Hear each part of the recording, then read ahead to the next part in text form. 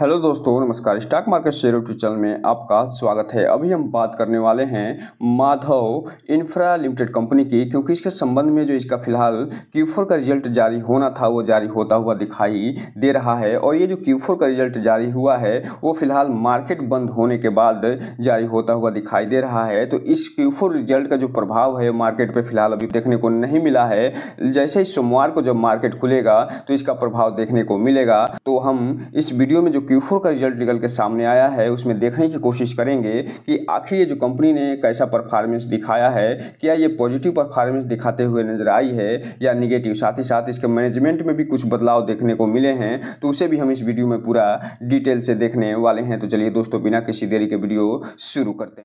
सबसे पहले अगर हम बात करें कि इसके जो मैनेजमेंट में बदलाव हुए हैं वो कौन कौन से होते हुए दिखाई दिए हैं, और ये जो इसके संबंध में जो मीटिंग होते हुए दिखाई दे रही है वो फिलहाल 10 मई को होते हुए दिखाई दी है, और इसी दिन इसका Q4 का रिजल्ट भी जारी होता हुआ दिखाई दिया है। तो यहाँ पे आप देख रहे हैं जो पहला इसमें मैनेजमेंट में चेंज देखा गया है वो फिलहाल ये अप्रूव करते हुए दिखाई दिए हैं और रीअपॉइंटमेंट करते हुए दिखाई दिए हैं। जो मिसेज जो KS एंड एसोसिएट प्राइसिंग जो है कंपनी सेक्रेटरी को, और यहाँ पे ये जो सेक्रेटरी होंगे ये फिलहाल ऑडिट करते हुए दिखाई देंगे कंपनी का जो फाइनेंशियल ईयर 2024-25 का डेटा होगा उनको। इसके अलावा जो सेकेंड जो अप्रूवल मिलता हुआ दिखाई दे रहा है वो फिलहाल JHS जो एसोसिएट्स हैं LLP, वो फिलहाल जो चार्टर्ड अकाउंटेंट हैं वो फिर बनते हुए दिखाई दे रहे हैं, और ये भी 24-25 फाइनेंशियल ईयर के लिए बनते हुए देखने को मिल रहे हैं। इसके साथ साथ एक और कंसीडर किया गया है और अप्रूवल दिया गया है जो मिसेज जो किरण जे मेहता हैं एंड कंपनी को cast accountant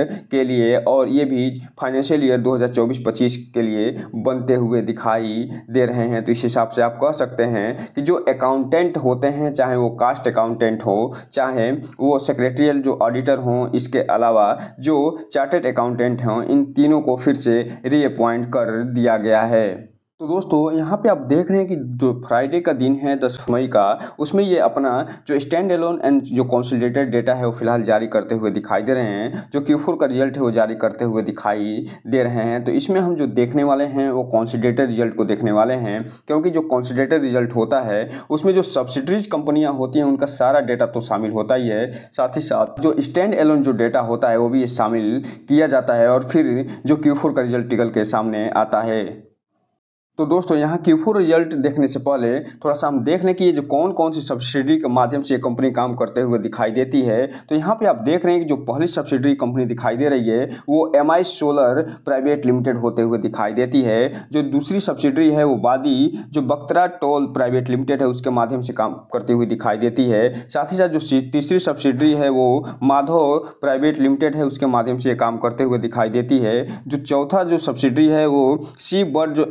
exploration private limited है उसके माध्यम से ये काम करते हुए देखने को मिलती है। तो इस हिसाब से आप देख सकते हैं कि 4 सब्सिडरी के माध्यम से ये कंपनी काम करते हुए दिखाई देती है। और इसके अलावा जो मनसा टेक्सटाइल प्राइवेट लिमिटेड है वो इसका एसोसिएट्स होता हुआ दिखाई देता है, और साथ ही साथ कुछ ज्वाइंट वेंचर भी करते हुए दिखाई देती है, जिसमें जो मिसेज जो ईगल इंफ्रा प्राइवेट लिमिटेड है उसके साथ माधव इंफ्रा का प्रोजेक्ट होता हुआ दिखाई देता है। और इसके अलावा जो माधव इंफ्रा प्रोजेक्ट है उसके साथ साथ जो MS खुराना इंजीनियरिंग लिमिटेड है उसके साथ इसका ज्वाइंट वेंचर होता हुआ देखने को मिलता है। इसके अलावा ये जो माधव इंफ्रा के साथ साथ जो ईगल इंफ्रा प्राइवेट लिमिटेड है उसके साथ भी ये ज्वाइंट वेंचर करते हुए दिखाई देती है। इसके अलावा जो चेतक प्राइजेज लिमिटेड है उसके साथ भी इसका ज्वाइंट वेंचर होता हुआ दिखाई देता है। इसके अलावा जो खुराना इंजीनियरिंग लिमिटेड है उसके साथ भी इसका ज्वाइंट वेंचर होता हुआ दिखाई देता है। इसके साथ साथ जो SCIW है और MIPL है उसके साथ भी इसका ज्वाइंट वेंचर होता हुआ दिखाई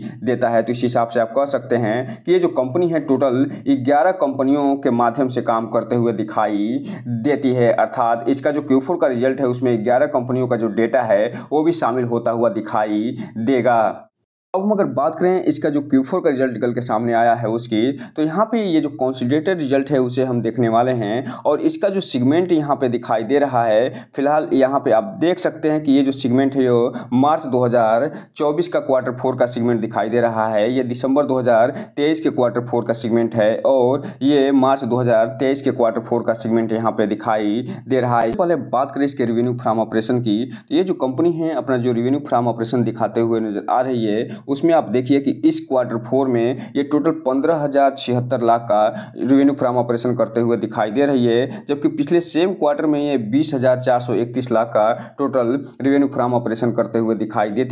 थी। जबकि बात करें दिसंबर 2023 के Q3 में ये जो कंपनी है वो 8,778 लाख का टोटल रेवेन्यू फ्रॉम ऑपरेशन प्राप्त करते हुए दिखाई दी थी। वहीं अगर हम बात करें इसके टोटल इनकम की, तो ये जो कंपनी है इसका जो टोटल इनकम दिखाई दे रहा है इस क्वार्टर में ये 15,244 लाख का होता हुआ देखने को मिल रहा है, जो कि पिछले सेम क्वार्टर था मार्च 2023 के Q4 में ये 20,482 लाख का टोटल इनकम प्राप्त करते हुए दिखाई दी थी। वहीं अगर हम बात करें क्वार्टर बेस पे, तो ये जो कंपनी है 8,857 लाख का टोटल इनकम प्राप्त करते हुए दिखाई दी थी दिसंबर 2023 के Q3 में, जो कि बढ़ के 15,244 लाख पे पहुंचता हुआ दिखाई दे रहा है। इस हिसाब से आप कह सकते हैं कि रेवेन्यू फ्रॉम ऑपरेशन और टोटल इनकम में न केवल ईयर ऑन ईयर बेस पे कमी दिखाई दे रही है, बल्कि क्वार्टर बेस पे इसका जो टोटल इनकम और टोटल रेवेन्यू फ्रॉम ऑपरेशन है लगभग 2 गुने के बराबर होता हुआ दिखाई दे रहा है।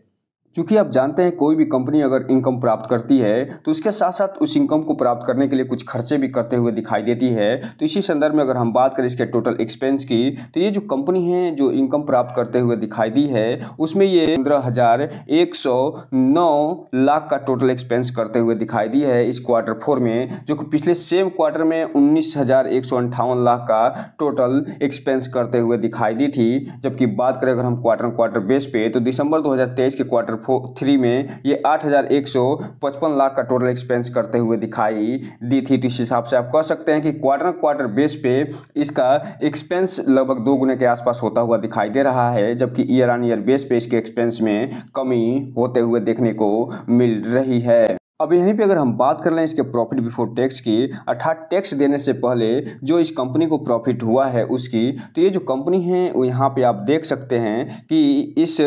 Q4 में 135 लाख का टोटल प्रॉफिट बिफोर टैक्स प्राप्त करते हुए दिखाई दे रही है, जो कि पिछले सेम क्वार्टर में ये 1,324 लाख का प्रॉफिट बिफोर टैक्स प्राप्त करते हुए दिखाई दी थी। वहीं अगर हम बात करें क्वार्टर बेस पे, तो 702 लाख का टोटल ये प्रॉफिट बिफोर टैक्स प्राप्त करते हुए दिखाई दी थी दिसंबर 2023 के Q3 में। वो फिलहाल घट के 135 लाख पे पहुंचता हुआ देखने को मिल रहा है। इस हिसाब से आप कह सकते हैं कि इसका जो प्रॉफिट बिफोर टैक्स है उसमें न केवल ईयर ऑन ईयर बेस पे कमी आई है, बल्कि क्वार्टर बेस पे भी इसमें अच्छा खासा कमी आता हुआ दिखाई दे रहा है। यहीं पे अगर हम बात कर लें इस कंपनी के जो नेट प्रॉफिट या नेट लॉस होता है, जिसे प्रॉफिट फॉर द पीरियड या इसे वास्तविक प्रॉफिट के नाम से भी जाना जाता है उसकी, तो यहाँ पे आप देख रहे हैं कि इस क्वार्टर में अर्थात मार्च 2024 के Q4 में ये जो कंपनी है जो टोटल प्रॉफिट प्राप्त करते हुए दिखाई दे रही है वो फिलहाल 263 लाख का total profit for the period या नेट प्रॉफिट प्राप्त करते हुए दिखाई दे रही है, जो कि पिछले सेम क्वार्टर में अर्थात मार्च 2023 के Q4 में ये 501 लाख का total profit for the period या नेट प्रॉफिट प्राप्त करते हुए दिखाई दी थी। वहीं अगर हम बात करें क्वार्टर बेस पे, तो ये जो कंपनी है ये 358 लाख का दिसंबर 2023 के Q3 में प्रॉफिट फॉर द पीरियड प्राप्त करते हुए दिखाई दी थी। तो इस हिसाब से आप देख सकते हैं इसका जो प्रॉफिट फॉर द पीरियड है उसमें न केवल ईयर ऑन ईयर बेस पे कमी आती हुई दिखाई दे रही है, बल्कि क्वार्टर बेस पे भी इसमें अच्छी खासी कमी आते हुए देखने को मिल रही है। और ये जो कमी निकल के सामने आई है उसके पीछे जो 2 मात्र कारण निकल के सामने आते हैं, एक तो इस कंपनी का जो एक्सपेंस है उसमें अच्छा खासा वृद्धि होता हुआ दिखाई दिया है क्वार्टर बेस पे, और साथ ही साथ जो इनकम प्राप्त करते हुए दिखाई दी है उसमें ईयर ऑन ईयर बेस पे कमी आती हुए देखने को मिल रही है। वहीं अगर हम बात करें दूसरे पॉइंट की, तो इसमें जो टैक्स है उसमें भी ये कंपनी अच्छा खासा देते हुए नजर आई है, जिसके कारण ये ये जो नेट प्रॉफिट और प्रॉफिट फॉर द पीरियड है, इसमें न केवल ईयर ऑन ईयर बेस पे बल्कि क्वार्टर क्वार्टर बेस पे भी कमी आते हुए देखने को मिल रही है। तो अब यहीं पे अगर हम बात कर लें इसके अर्निंग पर शेयर की, तो यहाँ पे आप देख रहे हैं कि इसका जो अर्निंग पर शेयर दिखाई दे रहा है इस क्वार्टर 4 में ये 0.10 के आसपास पहुंचता हुआ दिखाई दे रहा है, जो कि पिछले सेम क्वार्टर था मार्च 2023 के क्वार्टर 4 में 0.50 के आसपास होता हुआ देखने को मिला था। जबकि बात करें क्वार्टर क्वार्टर बेस पे तो 0.25 के आसपास होता हुआ दिखाई दिया था। इस हिसाब से आप कह सकते हैं कि financial year to financial year इसके अर्निंग पर शेयर में अच्छी खासी गिरावट देखी जा रही है। वहीं क्वार्टर क्वार्टर बेस पे भी ठीक ठाक गिरावट देखने को मिल रही है। तो कुल मिलाकर इस Q4 के रिजल्ट का लब्बो लुबाब बस एक ही है कि ये जो कंपनी है वो बहुत ही खराब अपना परफॉर्मेंस निकाल के दी है, और ये जो रिजल्ट है वो जिस हिसाब से मार्केट एक्सपेक्टेशन लगा के बैठा था उस हिसाब से आता हुआ दिखाई नहीं दे रहा है। अब ये देखना दिलचस्प रहेगा कि जब सोमवार को मार्केट खुलेगा तो इस रिजल्ट को ये जो कंपनी है वो कैसे लेती है, इस रिजल्ट को मार्केट कैसे लेता है। अगर ये इस रिजल्ट को मार्केट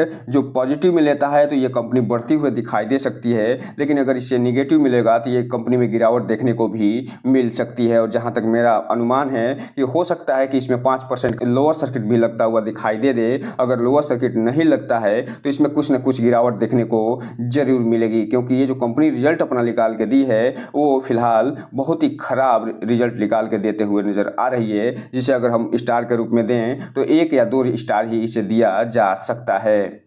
हम अगर बात कर लें यहीं पे जो 10 मई को मार्केट बंद हुआ है उसकी, तो यहाँ पे आप देख रहे हैं कि चूंकि ये 10 मई का जो डेट है वो इसका Q4 का रिजल्ट का डेट था, इसीलिए मार्केट एक्सपेक्टेशन लगा के बैठा था कि इसका जो Q4 का रिजल्ट है वो बहुत अच्छा आता हुआ दिखाई देगा, और इसीलिए इसमें अपर सर्किट लगता हुआ देखने को मिल रहा है। लेकिन मार्केट के एक्सपेक्टेशन के हिसाब से ये जो कंपनी है वो रिजल्ट निकाल कर देते हुए दिखाई नहीं दे रही है, इसीलिए सोमवार को इसमें गिरावट भी देखने को मिल सकती है। और ये सोमवार को जब मार्केट बंद हुआ था उस समय ये 5% की तेजी के साथ 13.69 रुपये पे बंद होते हुए दिखाई दी थी, जो कि 5 दिन की अगर चार्ट पैटर्न की बात करें तो इसमें लगातार ये अपर सर्किट दिखाता हुआ नजर आ रहा है, और इसमें लगभग 21 से 22% का पॉजिटिव रिटर्न ये कंपनी निकाल के देते हुए नजर आ रही है। वहीं अगर बात करें 1 महीने के चार्ट पैटर्न की तो 38% का रिटर्न निकाल के दिया है। 6 महीने में 121% का, ईयर टिल डेट की बात करें तो 10 से 11% का, जो कि बात करें 1 साल के चार्ट पैटर्न की 231% का रिटर्न निकाल के